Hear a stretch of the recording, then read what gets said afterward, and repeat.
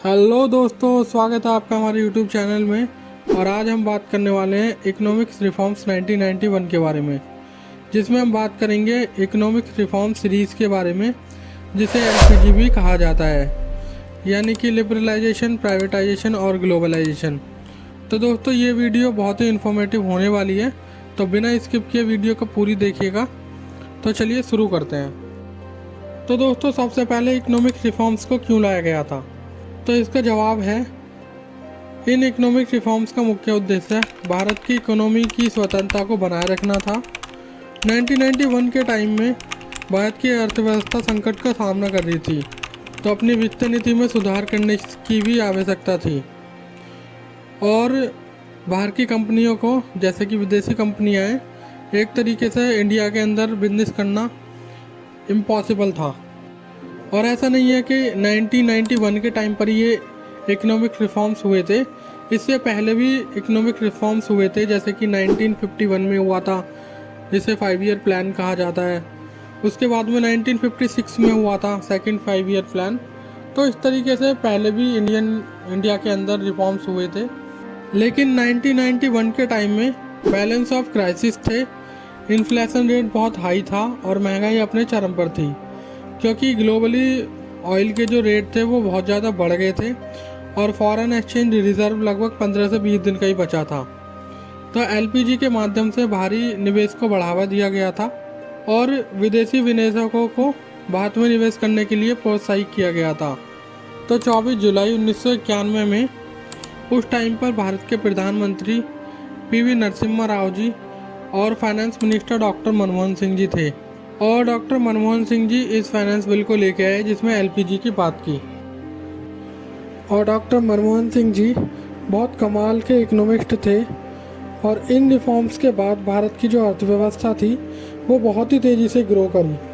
तो दोस्तों, आप समझते हैं एलपीजी के बारे में, यानी कि लिबरलाइजेशन, प्राइवेटाइजेशन और ग्लोबलाइजेशन। तो हम सबसे पहले बात करेंगे लिबरलाइजेशन के बारे में। तो लिबरलाइजेशन के अंतर्गत लाइसेंस को ख़त्म कर दिया गया था, यानी कि लाइसेंसी राज को ख़त्म कर दिया गया था, जिससे कि छोटे और बड़े बिजनेसमैन और बाहर की जो कंपनियां हैं, विदेशी कंपनियां, वो इंडिया के अंदर आसानी से बिजनेस कर सकें। तो जो अपनी पॉलिसी हैं उनको लिबरल बना दिया गया था, ताकि कोई भी आसानी से बिजनेस शुरू कर सके। अब बात करते हैं प्राइवेटाइजेशन की। तो प्राइवेटाइजेशन में सरकार ने सरकारी कंपनियों के शेयर प्राइवेट कंपनी को बेच दिए थे, ताकि जो पब्लिक सेक्टर की जो कंपनियां हैं उनके रिसोर्सेज से ज़्यादा आउटकम निकाला जा सके। और उस टाइम पर लगभग जो प्राइवेट सेक्टर की जो होल्डिंग थी, शेयर इक्विटी होल्डिंग, वो 45% से बढ़कर 55% हो गई थी पब्लिक सेक्टर के अंदर। तो दोस्तों, अब बात करते हैं ग्लोबलाइजेशन की।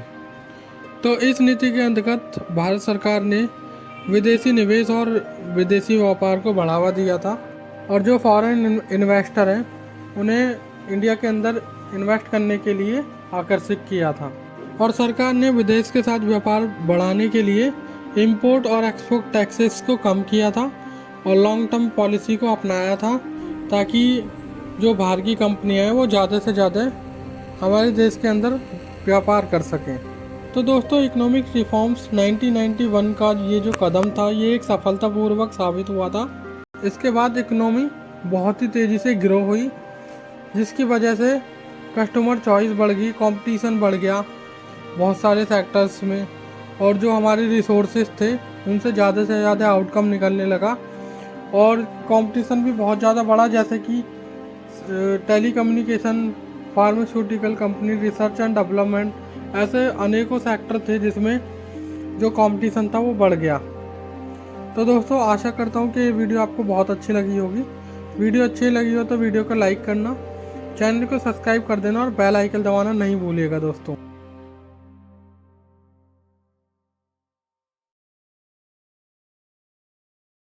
धन्यवाद दोस्तों।